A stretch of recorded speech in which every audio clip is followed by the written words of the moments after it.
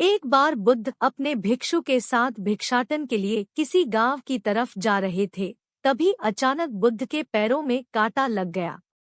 कांटा इतना तीक्ष्ण था कि चुभते ही रक्त की धार निकलने लगी। बुद्ध के भिक्षु ने रक्त को रोकने के लिए एक कपड़ा फाड़कर बुद्ध के पैर पर बांध दिया। इस घटना को कुछ लोग देख रहे थे जो कि बुद्ध से ईर्ष्या करते थे। उन्होंने बुद्ध से कहा कि हमें तो तुम्हें परमज्ञानी समझते थे, लेकिन दर्द को तुम भी सहन नहीं कर सकते हो। तुम पाखंडी हो और ये हमने सिद्ध कर दिया है। ये कांटे हमने ही बिछाए हैं।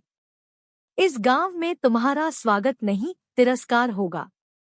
इस गांव में तुमको कोई भिक्षा नहीं मिलेगी। बुद्ध ने उन लोगों से अनुरोध किया कि कृपया करके मुझे इस गांव से भिक्षा लेने दो। बुद्ध के ईर्ष्यालुओं ने बुद्ध का उपहास बनाते हुए कहा कि अगर तुम्हें भिक्षाटन के लिए इस गांव में आना है तो तुम्हें अपने रक्त की बलिदानी देनी होगी। तुमको इस कांटों के रास्ते से गुजरना होगा। भगवान बुद्ध ने उनकी चुनौती को स्वीकार कर लिया और कांटों के रास्ते पर चलने के लिए अपने कदम बढ़ाने लगे। बुद्ध मुस्कुराते हुए कांटों पर चलने लगे। बुद्ध के साहस को देखकर गांव वाले चकित रह गए। कुछ लोगों की आंखें फटी की फटी रह गई। गांव वाले सोचने लगे कि बुद्ध भिक्षा के लिए दूसरे गांव भी जा सकते थे, तो फिर कांटों पर चलकर क्या साबित करना चाहते हैं। गांव वाले बुद्ध के संदेश को इतनी जल्दी नहीं समझ पाए। यहाँ पर बात भिक्षा की नहीं बल्कि जीवन को बदलने की थी। गांव वालों की भीड़ में एक सुमित नाम का युवक था जो बुद्ध पर हो रहे अत्याचार को देखकर द्रवित हो गया। सुमित दौड़कर गया और बुद्ध के पैरों के सामने से कांटे को हटाने लगा। बुद्ध के ईर्ष्यालु सुमित को रोकने लगे और गांव से दाना पानी न देने की धमकी देने लगे। सुमित ने किसी की न सुनी और कांटों को हटाते हुए बोला, है भगवान, आप इन मुट्ठी भर लोगों के अपने आप को कष्ट मत दीजिए। आप गांव में प्रवेश कीजिए, बहुत सारे लोग आपको भिक्षा देने के लिए आतुर हैं। बुद्ध ने सुमित को अपने आस बुलाया और आशीर्वाद देने लगे। सुमित पीछे हट गया। हे भगवान, आप मुझे छूकर अपने आप को अपवित्र और दूषित न करें। महात्मा बुद्ध ने कहा, तुम अपने आप को दूषित क्यों कहते हो? स्पर्श से कभी कोई भी दूषित नहीं होता है। मनुष्य तो लोभ, लालच, घृणा, ईर्ष्या से दूषित हुआ है। तुम्हारे अंदर तो प्रेम भरा है।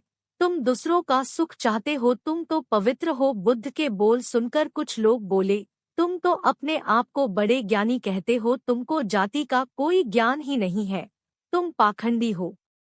बुद्ध बड़े ही शांत स्वभाव से कहते हैं, मानव से मानव की मानवता छिनना पाखंडी की निशानी है।